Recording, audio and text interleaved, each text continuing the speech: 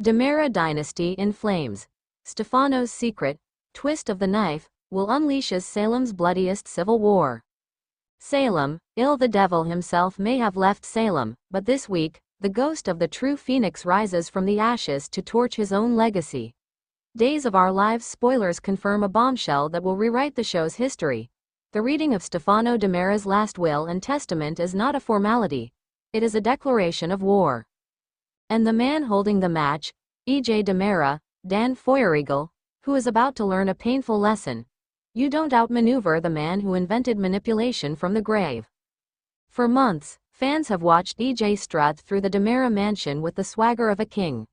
As the acting head of the family and the attorney who prepared the late Stefano's legal documents, E.J. has been smugly preparing his siblings for a standard reading. He believes the will simply hands him the keys to the kingdom, full control of DiMera Enterprises, the mansion, and the title of the Phoenix.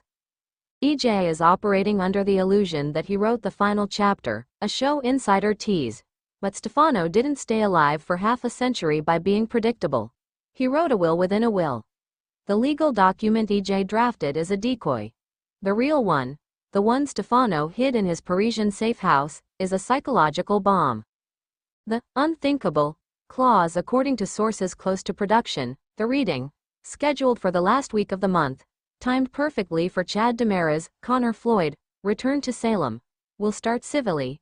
E.J. will read the standard document, leaving him in charge, but just as he reaches for the DiMera signet ring, the family attorney produces a second, sealed envelope. The contents are pure Stefano. Instead of consolidating power, Stefano's true will splits the empire into 4 contentious pieces, but with a sadistic twist. While E.J. gets the money to mock him, Chad is given the DiMera mansion, the emotional heart of the family. Kristen, if she can stay out of prison for 5 minutes, is given control of DiMera's offshore pharmaceutical network. And in the shocker that will have fans screaming at their screens, Stefano leaves his controlling share of DiMera Enterprises to John Black. Yes, the original, the pawn. The explosion. The spoilers indicate that the John Black clause is not an act of charity, but the ultimate gaslight. Stefano's letter, voiced via a pre-recorded AI video, a nod to the show's high-tech twists, explains that John once stole Stefano's life, his wife, and his purpose. Now, John gets to sit in the chair Stefano died in, watching the DiMera children tear each other apart for his approval. You wanted to be a patriarch, John? Stefano's ghost seems to taunt. Try controlling these vipers. This revelation detonates the DiMera feud instantly. Act 1. The brothers' war. The conflict explodes between E.J. and Chad. E.J., who spent years plotting against his father, cannot comprehend being usurped by a brother he considers weak.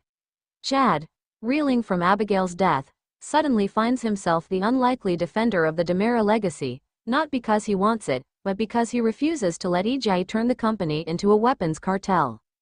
Spoilers show a massive confrontation in the town square, with E.J. screaming, "He is rolling in his grave because of you, Chad." While Chad retorts, "Father knew you would sell your own mother for a corner office." Act 2.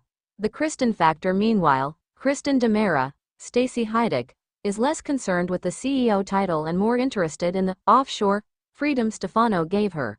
But when she discovers that her portion of the will requires her to work with Brady Black to be legitimate, the psychological warfare begins. Is Stefano trying to redeem her, or trap her in a romantic prison with the man she terrorized?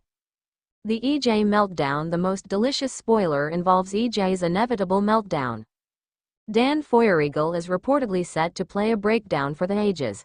Convinced that Nicole Walker is the only person who can soothe him, E.J. will demand she move back into the mansion, but with Chad now owning the deed, he cannot legally kick Chad out. The result?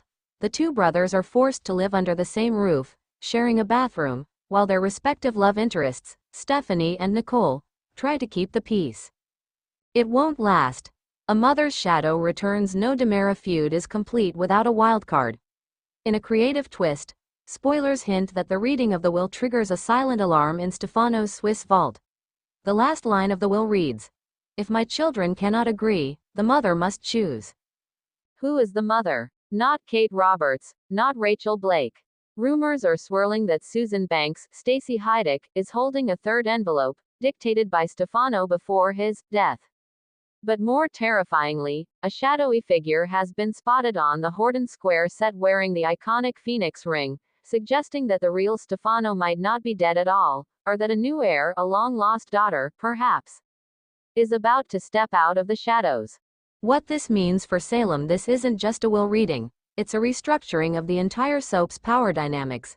By giving the company to John Black, Stefano has effectively merged the Brady-DiMera war into a corporate boardroom drama. Marlena will be caught between her husband and her son, EJ. Steve Johnson will have to decide if he backs John or Chad. And as for the DiMera heirs, they will spend the summer trying to buy each other out, blackmail the executor, or simply burn the mansion down. Stefano DiMera has been dead for years, but his ability to cause chaos is more alive than ever. The phoenix doesn't rise from the ashes. He makes sure everyone else burns in them. It's going to be a bumpy ride in Salem.